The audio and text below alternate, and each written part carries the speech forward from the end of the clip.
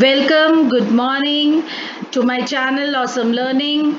And now today's topic is structure of kidney, in which we are going to study about the nephron or the renal tubule. The chapter that we are doing is human excretory system. So in the previous video, we have discussed the general structure of kidney and the structure of nephron. We have studied that nephron has two parts. One is the Malpighian body and the other one is the tubular part, the whole tubular part. And the tubular part is also divided into three parts. That is your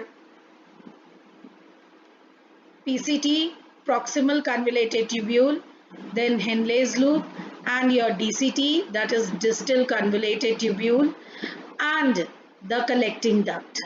So this was already done in the previous video.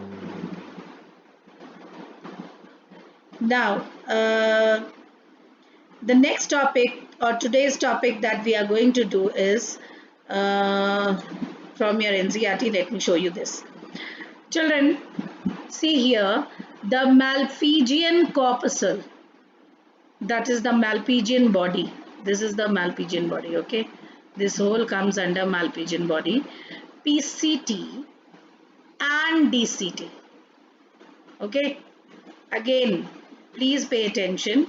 The Malpighian corpuscle plus PCT and DCT of the nephron are situated in the cortical region of the kidney, whereas the loop of Henle dips into the medulla.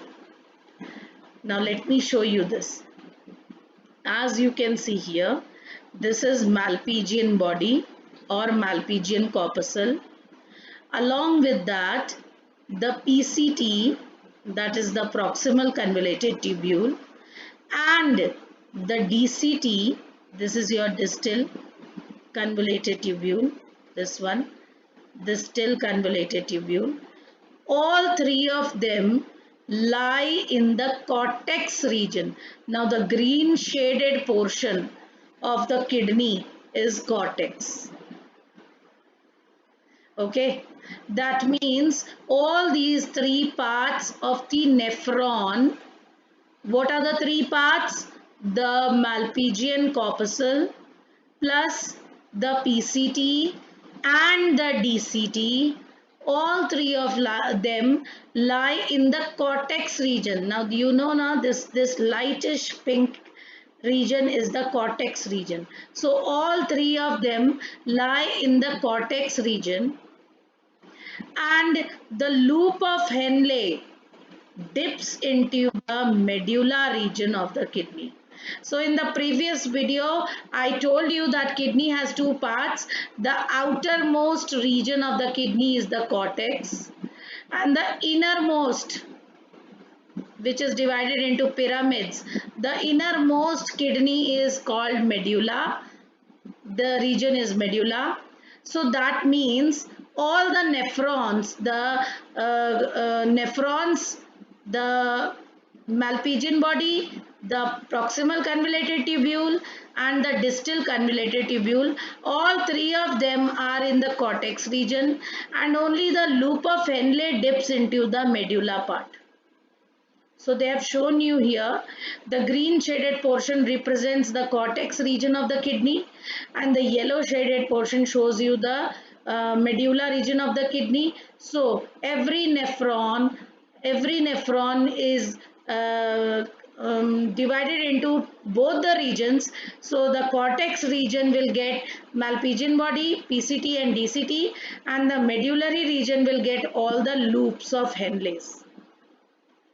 Okay, now you see the DCT of many nephrons open into collecting duct. This we already have done. Now collecting duct extends from cortex to inner parts of the medulla. You can see collecting duct has started from the cortex and it is extending into the medulla. The coverage and open into the renal pelvis through medullary pyramids in the calces. Now the collecting duct here This collecting duct will move on to the pyramids. All the collecting duct, you can see, children, let me show you. Here is a branch, here is also a branch, here is another branch. So these are the branches from where different neurons will be, nephrons will be attached, and they will put in their urine in the collecting duct, and this collecting duct will then open into the renal pelvis through medullary pyramids and the calces, and from the renal pelvis all the collecting ducts will join here, and from here they will join the ureter, and hence the urine will be collected in the urinary bladder through the ureter. So Malpighian body, PCT and DCT are situated in the cortex region. This is the cortex region, and loop of Henle dips into the medullary region. So this was about the positioning, you can say, of the nephron. Now in some nephrons, the loop of Henle is very long, and hence it runs deep into the medulla. So these neurons or nephrons, I should say, these nephrons are called juxtamedullary nephrons. So if they have longer loop of Henle, if the loop of Henle are longer, you see, here the loop of Henle is longer, then they are known as juxtamedullary nephrons. Because 15% in the loop of Henle is long and runs deep into the medulla, vasa recta is present. But if the nephrons are such type where the loop of Henle is not very long, and because the loop of Henle is not that long, or because the loop of Henle is not that big or long, it will not extend into the medulla. Maximum part of the loop of Henle will remain in the cortex region itself. Only a very small portion of it will be in the medulla. Now, because the major portion of these nephrons remain in the cortex region, because major portion, even the loop of Henle is also majorly present in the cortex region. Hence, these nephrons are known as cortical nephron. See, because the Bowman's capsule plus the PCT, the DCT, the collecting duct and the loop of Henle's major portion, everything of the nephron is contained in the cortex. That is why such nephrons are called cortical nephrons, and in our body 85% of the total nephrons are cortical nephrons. That means if an average person is having 1 million nephrons, then children, 85% of those 1 million nephrons are which type? They are cortical type nephrons. The other type, that is juxtamedullary nephron, they are only 15%. And why we call them as juxtamedullary nephrons? Because the loop of Henle is very long, and hence it is embedded deep into the medulla. It is embedded deep into the medulla, and hence they are called medullary nephrons or juxtamedullary nephrons. Children, one important difference between cortical and juxtamedullary nephrons is that in cortical nephrons there is no vasa recta, and if present, sometime if present, vasa recta is highly reduced. But in juxtamedullary nephrons, vasa recta is present. Now, what is vasa recta? Children, I will show you the purple portion of the diagram here. is depicting the nephron. The purple portion of the diagram is depicting the nephron, and you can see the whole diagram or the whole nephron is surrounded by a network of red fibers which are actually blood vessels.